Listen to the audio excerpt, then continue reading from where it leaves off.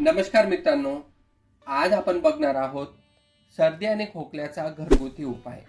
मित्रांनो, सध्या पावसाळा सुरू आहे आणि दररोज पाऊस येतोय। याच्या कारणाने प्रत्येक घरात सर्दी खोकल्याचे पेशंट तुम्हाला बघायला मिळतील आणि साधारण सर्दी झाली की खोकला झाली की आपण जातो डॉक्टरांकडे किंवा मेडिकलवर जातो आणि भरपूर गोळ्या औषधी खातो, परंतु याच्याने मात्र आपला सर्दी खोकला काही जात नाही। तर त्याच्यासाठी आम्ही तुमच्यासाठी घेऊन आलो आहेत एक घरगुती साधा सोपा आणि सरळ उपाय। याच्यासाठी लागणार आहेत तुम्हाला 3 घटक। पहिला म्हणजे मध। मध आपल्या घरात असतं, नसेल तर तुम्ही मेडिकलवरून किंवा कोणत्याही औषधीय दुकानातून जाऊन हे खरेदी करू शकता। दुसरा घटक म्हणजे आपली हळद। हळद ही प्रत्येकाच्या घरात उपलब्ध असते। तुम्ही वाटलेली हळद घ्या, ठीक आहे। आणि हळद ही अँटीबायोटिक असते, त्यामुळे हा एक उत्तम आणि चांगला घटक आहे। तिसरा घटक म्हणजे आलं, अद्रक। तर अद्रक हे अँटी इन्फ्लेमेटरी असतं। तर असे 3 घटक आपल्याला लागणार आहे। अद्रकचा जर छोटासाही तुकडा असला तरी चालणार आहे, काही हरकत नाही। 3 घटक आपल्याकडे जमा झाल्यानंतर आपल्याला याचा एक औषध बनवायचं आहे।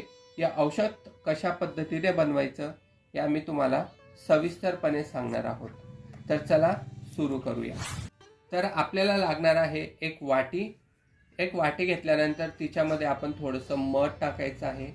मित्रांनो, मध हे गोड असतं, त्यामुळे आपला जो घसा आहे याच्यामुळे चिकन होणार आहे। घशामध्ये जी खवखव असते ती बरी होणार आहे। साधारण 1 अर्धा चमचा मध तुम्ही घेऊ शकता तुमच्या हिशोबाने। त्याच्यानंतर मधामध्ये आपण टाकणार आहोत थोडीशी हळद। हळद आपण घेतलेली आहे, जास्त टाकू नका। साधारण 1 किंवा 2 चिमूटभर हळद तुम्ही टाकू शकता। चला थोड्या हळद अजून टाकूया, ठीक आहे। आता हळद टाकल्यानंतर आपल्याला लागणार आहे अद्रकचा रस। मित्रांनो, अद्रकचा रस आम्ही काढून घेतलेला आहे। अशा पद्धतीने तुम्ही देखील काढून घ्या, म्हणजे सोयीस्कर होईल। आता साधारण 2 ते 3 थेंब आपण याच्यामध्ये मिक्स करूया अद्रकचा रस। ओतून घेऊया थेंब थेंब टाकण्याऐवजी। जास्त टाकला तरी चालेल, परंतु कमी टाकू नका, ठीक आहे। ओके, एवढंच टाकूया।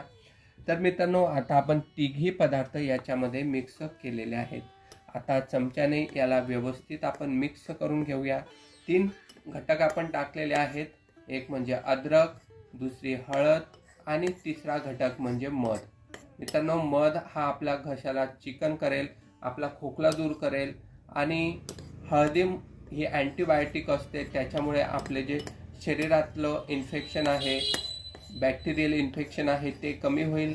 आणि अद्रक जे असतं ते अँटी इन्फ्लेमेटरी असतं, तर याच्यामुळे आपल्या शरीरातले जे विषाणू आहेत, जीवाणू आहेत ते मारले जातील। तर बघूया, अशा पद्धतीने हा आपला औषध तयार झालेला आहे। मित्रांनो, बघू शकता, खूप छान आहे, दिसायलाही सुंदर आहे आणि खायला देखील चविष्ट असतं।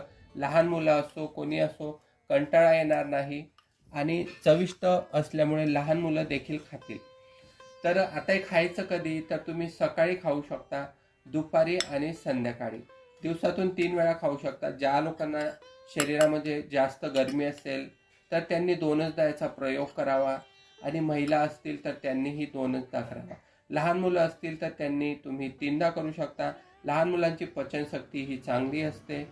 तर बघूया, आता आपण याचा प्रयोग करून पाहणार आहोत आणि याचा रिझल्ट आहे तो देखील आम्ही तुमच्याकडे पुढच्या व्हिडिओमध्ये सांगणार आहोत। मित्रांनो, आमच्या घरामध्ये कोणालाही सर्दी खोकला झाला तर आम्ही हा प्रयोग नेहमी करत असतो। तर तुमच्या घरामध्ये देखील जर कोणाला सर्दी खोकला झाला असेल तर हा प्रयोग नक्की करा।